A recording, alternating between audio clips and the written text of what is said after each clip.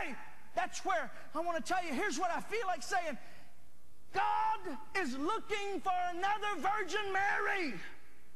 I know that that's not theologically correct to say that because there'll never be another incarnation, but He's looking for something like that. What He saw in her when she said to that angel with her eyes full of fear and bewilderment, she said, "Be it unto me according to thy word." Where is the church, the people who are going to say, "Thank you for what you have done, but be it unto me according to thy word"? And they fall into ultimate submission, and they become the Levitical order who has nothing to lose because they've got everything to gain. Here I'm telling you, you have nothing to lose because our inheritance is not in anything down here. When you don't own any cars and houses and lands, you've already theoretically signed them over to Him. You hear me, friends? I'm telling you the gospel truth. I know what it's like to abound, and I know what it's like to abase. And I'm not just quoting words from the apostle. I'm telling you about the life of Tommey Tenney. There have been times when I didn't hardly have 2 coins together. So it really doesn't matter to me whether I've got a lot or I got a little. I'm not attached to anything down here. And all of a sudden, hear me, friend, when you lose the fear of man is when you've gained the fear of God. When nothing matters to you, He's looking for Levites.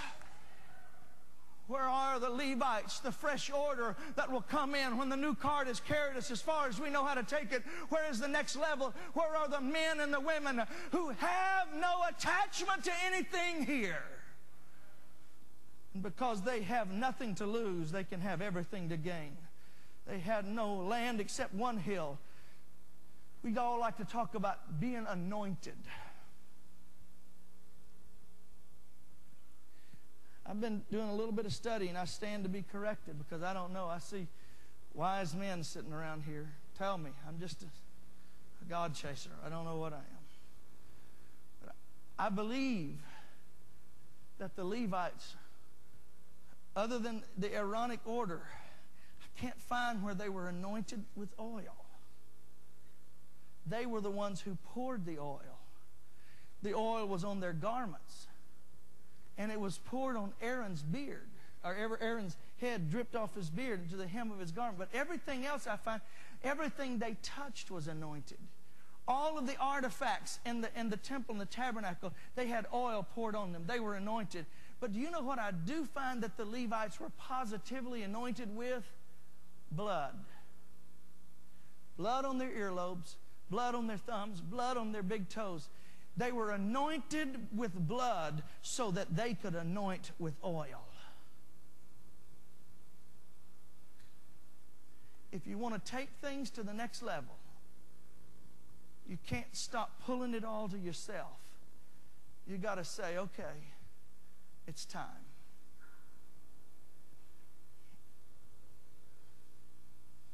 And what literally happens is, before you become a mother, you must first become a bride.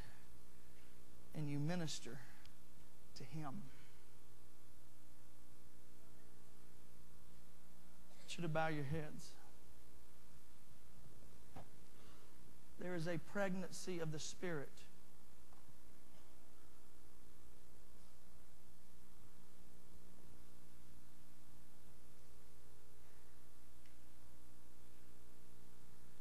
One of the ingredients for a resting place, one of the things that turns visitation into habitation, is the restoration of the Levitical order.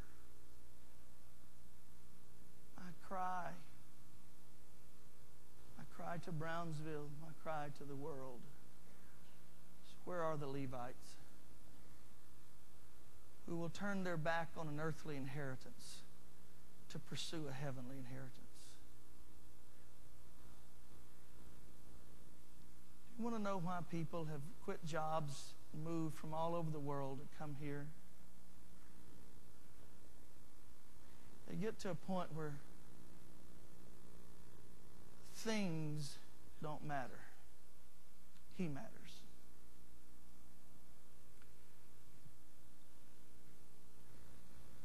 I want to close with this little story. You've heard the story of Hannah. I would encourage you to go reread it. The Bible says Hannah came to Shiloh on this year just like every other year. How many times had she been to Shiloh? That's the place where the ark was at that time. That's where they worshiped. How many times had she been to Shiloh? How many times had they come to church? But this time, when Hannah came, it was different. Hear me. When Hannah came to church this time, she had just left the table where her husband had said, look, I've given you more gifts. And she said, I don't want gifts, I want children.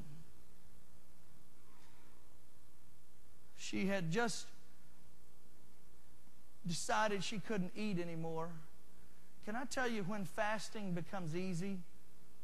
Fasting becomes easy when your hunger for God exceeds your hunger for food. Everybody talks, it's hard to fast. Yeah, it's hard to fast. But let's talk to that mom who's sitting by the bedside of a child who's in an intensive care ward. Let's try to take her out to eat for a nice dinner. She's not interested in a nice dinner. She's lost her appetite because her hunger for what's in this bed is greater than her hunger for food.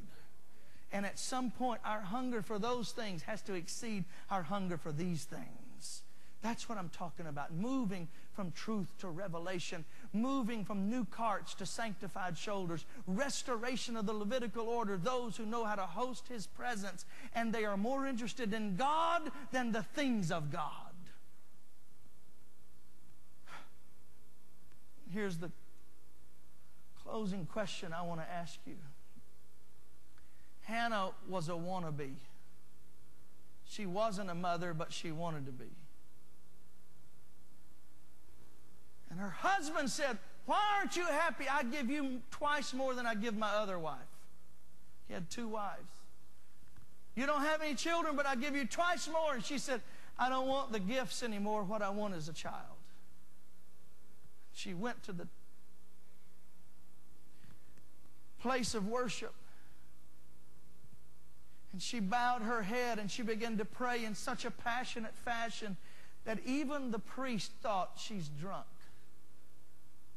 Because her lips moved, but the sounds were not decipherable. Her passion. Now, Hannah, how many times have you been to church? Every year. How many times have you been? Oh, I come all the time. How many times have you been to? I'm here all the time. I'm a part of the church. How many times? But can I just put it to you like this? I want to say that all the other times Hannah came, she was just there. But she really only came to church this time when desperation gripped her. Now that's my question for you. How many times are you going to come to church and sit here and enjoy the fruit of all the stuff that goes on without holy desperation gripping your heart?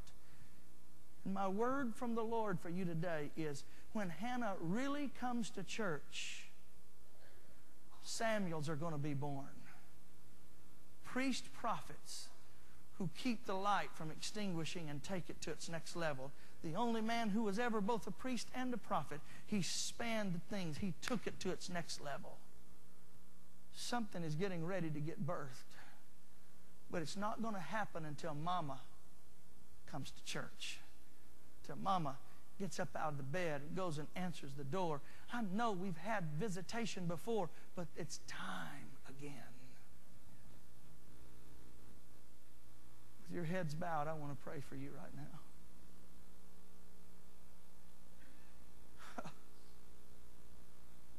God.